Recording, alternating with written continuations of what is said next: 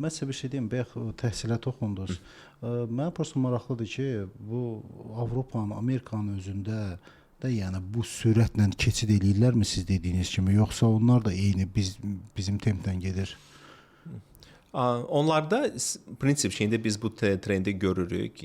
Amerikanın xüsusilə onlar artıq heç nə diplom tələb etmirlər. Bizdə ali təhsil diplomu bir çox iş yerlərində tələbdir də, sadəcə yoxdur ali təhsilin, sən sadəcə işə başlaya bilmirsən. Amma bir çox yerlərdə birincisi bu yoxdur, ikincisi onlarda xüsusi sertifikasiyalar var da, dediyim ki, CFA, Chartered Financial Analyst ya da ACCA ya da digər. Onlar o sertifikata baxırlar, onlar üçün bu yetərlidir.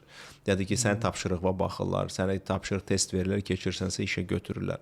Yəni ki, yavaş-yavaş bu böyük bir bubble dediyimizdə bu şişmiş bir puzir dağılmağa başlayır bütün dünyada və bu biznesdə aydındır ki, universitetlər bunu uzatmaq istəyir. Yəni ki, onlar üçün bu puldur ki, insan orada oxuyur, eləyir, xərc çəkir, nə qədər çox eləyəcəksə o qədər də çox çəkəcəkdir.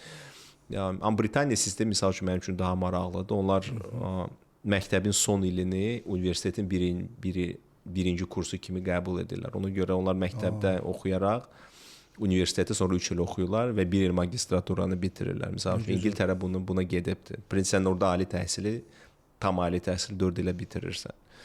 Mən deyirəm, eyni şey siz edin və daha yaxşısını edin. Biz İngiltərə deyilik. İngiltərənin iqtisadiyyatı böyükdür, onun institutları var, onun imperiya olubdur da.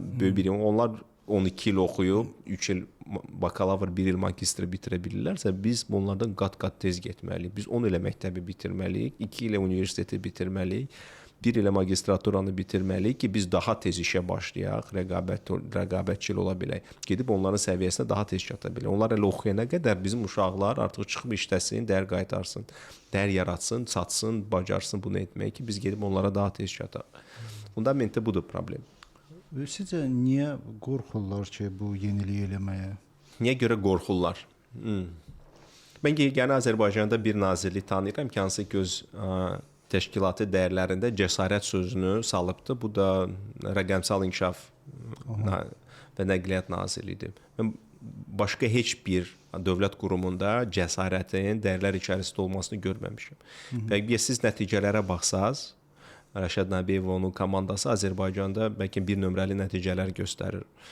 Onların idarəsində olan bütün nəqliyyat, logistika kanalları, dəmir yolları olsun, Azal olsun, bu telekom şirkətləri olsun, onlar hamısı illər boyu minusda işləyibdir də.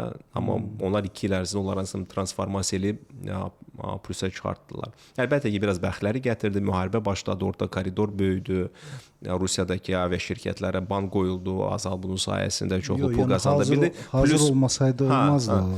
Yəni ki, o da var. Mən demirəm ki, İngiliscə belə bir söz var, low hanging fruit, aşağıdan sallanan meyvələr. Siz ağaca yaxınlaşanda ilk öncə o aşağıda sallanan meyvələri dərirsiniz də ki, yuxarı çıxmağa xot yoxdur. Bu çoxdur, sözsüz, amma yenə də nəticə göstərə biliblər bu perspektivdən. Və bunu göstərir ki, cəsarət lazımdır. Cəsarətli addımlar etmədikcə siz görməyəcəksiniz. Misal siz Elm və Təhsil Nazirliyində cəsarət görürsünüzmü? Cəsarətli bir addımların atıldığını görürsünüzmü?